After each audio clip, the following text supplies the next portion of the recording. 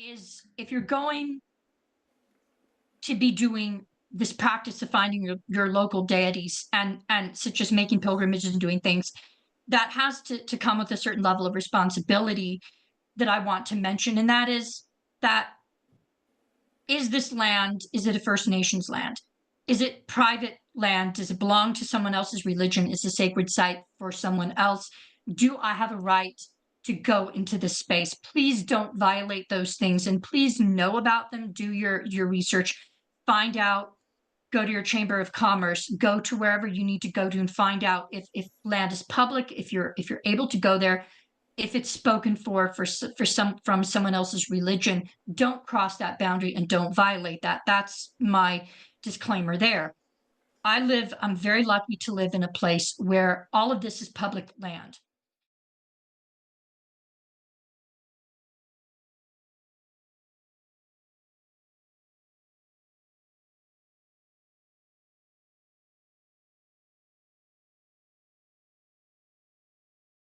All of the desert is part of a public park system where anybody can go and camp. Anybody can go on this land at all times. It's not private. It's for the public, and it's part of a public park system. So anybody can use it.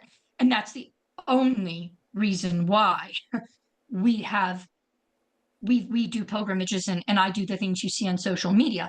Also because we have the gods' permissions. In fact, we have a very interesting mountain peak here called Pazuzu Peak. We named it for Pazuzu. I love it. Well, we named it for Pazuzu because he had answered a very specific prayer, a defense prayer that I had. And when we entered this town, I had a dream in which Pazuzu was standing on top of this mountain, and he said, "This is mine. Know me here." So when we're allowed, we go, we make offerings, we go to the top, and the wind howls, blows from the southwest, especially, I must say. And that's Pazuzu's sacred ground.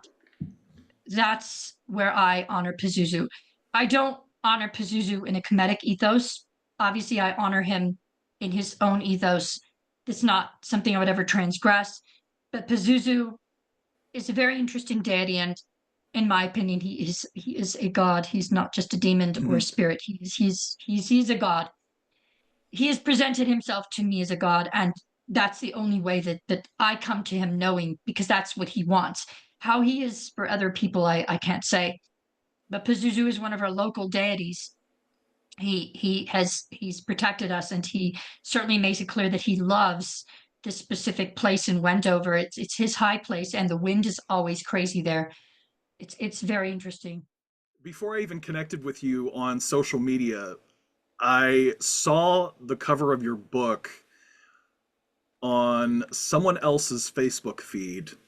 And typically, full confession, whenever I see images of Mesopotamian deities outside of the context in which I am familiar, or outside of the context in which they are historically presented, my immediate thought is, no. Yeah. And I saw the image again, and I was like, okay, there's more to it, because Pazuzu is a being, a deity who is very close to my heart. He has a place of prominence in my own not so humble personal gnosis. I have been given the impression that he is to be the keeper of my library. So he is front and center at the very top of my dedicated shelf for all of my spiritual texts and my Mesopotamian texts, along with his brother Humbaba, who also has major significance in my spiritual practice. But I saw Pazuzu's image again, and I also I think it's all synchronous, because I have another video that's going to be released on this channel about Pazuzu in pop culture, and how he is can't wait for that. presented in pop culture versus how he actually is. Exactly, yes.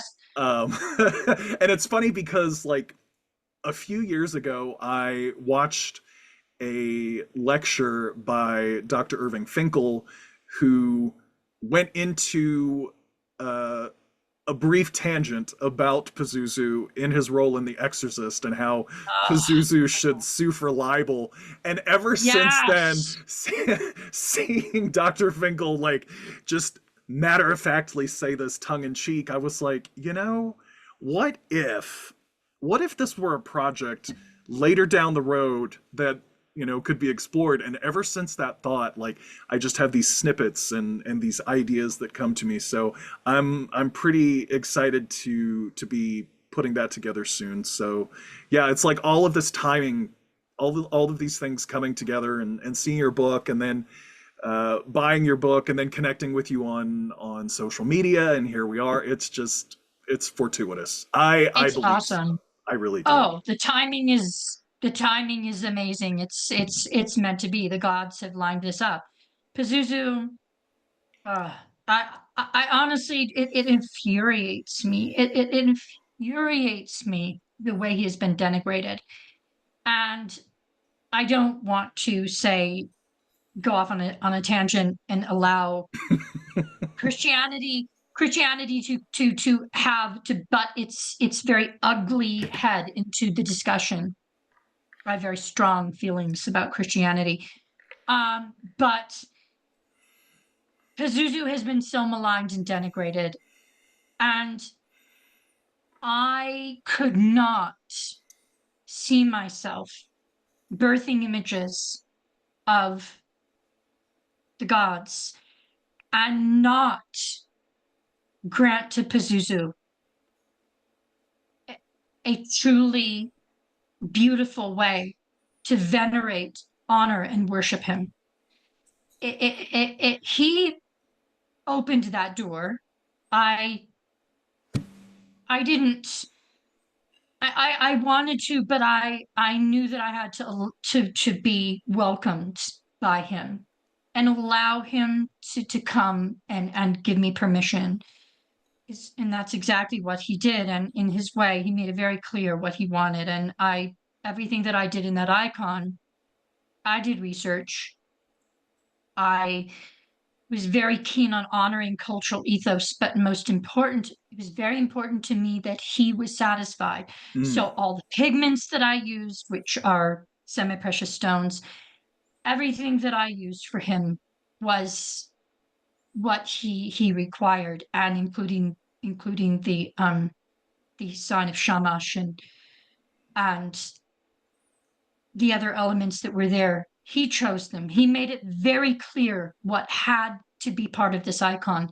That was not me just going, oh, I think this symbol is cool. Let me do. I don't. Everybody who knows me knows I don't. I wouldn't work that way. I just don't do it. Pazuzu is a personal deity and protector of mine. I wear a Pazuzu amulet, and I have my own practice that honors him. And it incenses me, just the disgusting amount of crap that's mm, written about him, the way he's used in pop culture, which is deeply disrespectful, and of course, only from the mind frame of Christianity, seeing all of these beings as demons. So that's the only way that he is projected. And the ignorance of people who do not understand the Near Eastern mind as well, and how these deities of Africa, of the Middle East, of the Near East, how ancient peoples were relating to these deities who are apotropaic deities, that the forms that they take in the iconography have to do with the fact of gathering together all of the powers that are in this world that are terrible and great, and a being who brings all of those together in order to combat forces that are even more dangerous. yeah. This is part and parcel of the religions that we navigate to today. In ancient Egypt, in the Kemetic traditions, we had Bes, and that Dr. Suda wrote an academic paper about the link between Pazuzu and Bess, and I know that another scholar I whose was name just about to ask because she did, and I do have that paper, but I can get it. I can ask her if I can get it to you, because of course I'm going to use it as reference in my book that I'm writing. Because Pazuzu, of course, is going to be part of opening the ways because he's one of my icons, and the book is about my icons. So whether people want it or not or like it, you're getting Pazuzu. So deal with that. yeah. Pazuzu and Bess have so much in common. In fact, in my experience, they move in the same circles. In my experience, they know each other. Yeah, I that was going to be something that I wanted to touch on, and I'm glad it's just happening naturally as our conversation continues. An individual that I know, Zemayemi Jehudi, he had Oh yeah, for a while had a practice that was devoted to Bess, and yeah. I was completely unaware of the width and breadth of what Bess was all about. He's Oh, in one of my books because there's a cross cultural comparison between him and Pazuzu and how they're the only um, the only depicted beings within those various cultures that are almost identical with in terms of the Leonine face and yes. the body posture and And the head. the head. And I The emphasis started on the head. exactly, and especially the mouth. And Yes. I started noticing because I also have a praxis that's devoted to Humbaba. It's the visage of these beings, these chimeric beings, these deities, and how throughout the ancient world, whether that would be in Hellenic cultures or in Mediterranean cultures or in the Levant or in Egypt or even into the Near East, these horrible grinning faces that are supposed to evoke so much horror and terror that the enemy of my enemy has now become my friend. And Right. just in I even have, some people would say that it's anathema to do so, but Humbaba has such an important role in my life that I actually have his face tattooed on my arm. Oh my And gosh. several years ago, because I have a medical condition, unfortunately, that involves migraines and seizures, Oh. I found that Pazuzu was also petitioned to drive away migraines. So I had a doctor's appointment where prior to that appointment and the procedure that accompanied it, I had to stay awake for 24 hours because they wanted to determine how the seizures were actually manifesting. So prior to that appointment, I drew an effigy of Pazuzu on a piece of cedar and I kept it in my pocket because my seizures are triggered by stress. And I had already known, okay, I've been awake for 24 hours. I'm going into this appointment and then I'm going to have this crazy medical procedure and they're going to attach all these electrodes to me and they're going to expose me to light and I really don't want to be out of commission for a week because that's typically what would happen.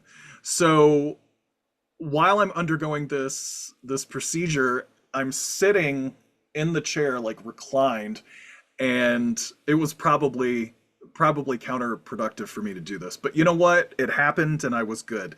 So as I'm undergoing the procedure, I've got the plaque, the cedar plaque of Pazuzu's effigy in my pocket, and my hand is squeezing the effigy as the lights are flashing and the electrodes are being mounted. And it's so funny because despite the fact that I have this disorder, I'm living with this disorder, the EEG came back without any issues. They were like, we couldn't detect anything. And I'm like, well, Oh, imagine wow. what would happen if I did not have Pazuzu's effigy on my person and did not, petition him the night before. So yeah, wild. I love it. I just love how these deities, these beings, these intelligences, how they manifest in our lives and how they take on such a role of significance that without them it's like we don't know where we would be. In fact, my devotional practice involving Pazuzu really just took on a momentum of its own starting at the beginning of the pandemic, because I was like, I see all of these reports of people getting COVID, and I do not want to be so physically debilitated by an illness that I'm unable to work, because, Right.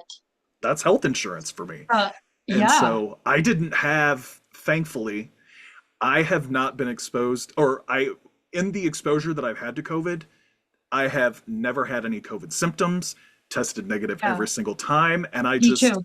it is a testament to these God's power, and Absolutely. it's just incredible. Um, Pazuzu and Bess are linked in so many ways that it just becomes redundant almost when you're comparing contrast and you're doing the research. It's just like it's so obvious what's going on, Yeah. that they belong to the same class of beings. But Mm, even more so, we know that in Mesopotamia, that out of all of Pazuzu's iconography, it's his head which is regarded as being the most amuletic yeah. aspect of him that you wear on your person. So the most images of Pazuzu that we have so far are Pazuzu heads that are drilled through and meant to be suspended and worn around your neck. And Pazuzu's head is generally much too large for his body when he is shown in any kind of anthropomorphized form. It's not really anthropomorphic, because even though the bottom part of his body can sometimes have certain human aspects, it's really leonine, it's really canid, it's also insect. I mean, we've got a lot of things going on with Pazuzu depending on the time period that we're talking about. But the head of Pazuzu is always expanded, it's Yeah. always larger. And in my icon, I absolutely made it that way. Pazuzu's head is too big for his body. That is how he wanted it. That is the potency of Pazuzu. It's part of his magic. And it's very interesting that I people react in different ways to my Pazuzu amulet. When I have worn it, I usually have it under my shirt, but we went into a health food store in the city once, and he just Pazuzu happened to kind of come out because I was leaning over, and he just looked at me and said, I love your Pazuzu. And it made me feel so good, because usually I get the exorcist comments or Mm, various ignorant, stupid things that people say to me. Um, and Kemetic people, of course, a lot of reconstructions, they don't like that. They don't like, oh, you're Kemetic, why are you wearing this? cough, cough, Christian baggage. It's the baggage of monotheism, and can we get rid of this stuff? Yeah. Um, Bess also likewise, though, we know from numerous depictions, the head of Bess is so often isolated from his body and appears on all types of magical objects and monuments. Bess's head actually is shown more often than his full image, Mhm. very much like Pazuzu, but their forms and their characteristics that they take on are so similar. It's uncanny.